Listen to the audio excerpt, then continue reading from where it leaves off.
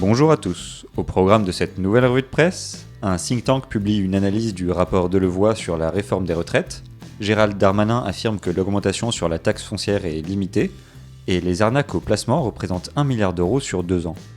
Mardi 17 septembre, l'Institut de la protection sociale, un think tank d'obédience libérale, a présenté une analyse du rapport de Jean-Paul Delevoye sur la réforme des retraites. Capital.fr reprend les principaux reproches faits à ce rapport, en commençant par le rendement. Alors que le haut-commissaire aux retraites préconise un taux de rendement de 5,5%, soit 5,50 € de pension par an pour 100 € cotisés, l'étude de l'IPS avance un taux réel de 4,95%. Au rendement moindre vient s'ajouter l'augmentation des cotisations pour les salariés du privé, qui sera par exemple de 956 € pour un salarié gagnant 120 000 € par an. Les Échos citent Bruno Chrétien, le fondateur du think tank, pour qui 80% des Français vont voir leur système de retraite changer au profit de 20%. Selon lui, les salariés du privé seront donc mis à contribution et surfinanceront les retraites du secteur public. L'Institut craint également que l'État cherche avec cette réforme à capter les réserves financières de l'Agirc-Arrco et des caisses de retraite des libéraux pour combler les déficits des autres régimes, notamment publics.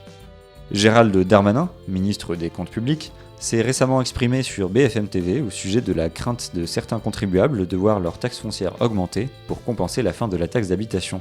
De nombreuses personnes ont déjà vu leur taxe foncière croître cette année, mais le ministre minimise en estimant que cela ne concerne que 130 000 foyers, soit 0,3% des contribuables. Il affirme également que d'autres Français devraient connaître une baisse. Ouest France cite Gérald Darmanin qui précise aussi qu'en cas de travaux et d'augmentation de la valeur locative d'un bien, il est normal que la taxe augmente. S'il reconnaît qu'il existe une liberté locale permettant une augmentation, il affirme que les impôts continueront globalement de baisser pour les contribuables. La loi de finances 2019 stipule que la taxe foncière est réévaluée en fonction de l'inflation, soit 2,2% cette année. Or, l'augmentation de l'indice des prix à la consommation hors tabac était de 1,8% en 2018. Le Parisien explique que le phénomène d'arnaque au placement a pris de l'ampleur ces dernières années à cause de taux actuellement très bas. Les épargnants sont donc à la recherche de placements rémunérateurs, ce dont profitent beaucoup d'escrocs. L'autorité des marchés financiers, le gendarme de la Bourse de Paris, le parquet de Paris et l'autorité de contrôle prudentiel et de résolution, le régulateur des banques et des assureurs, ont récemment estimé les pertes des épargnants sur les 2 dernières années à 1 milliard d'euros. Ces faux investissements, souvent dans le vin, les crypto-monnaies et les cheptels bovins, touchent surtout les personnes âgées.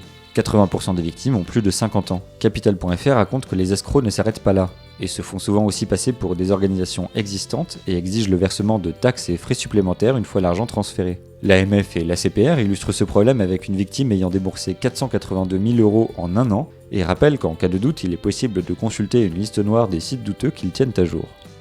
C'est tout pour cette nouvelle revue de presse, on se retrouve très vite pour un nouveau point sur l'actualité des finances.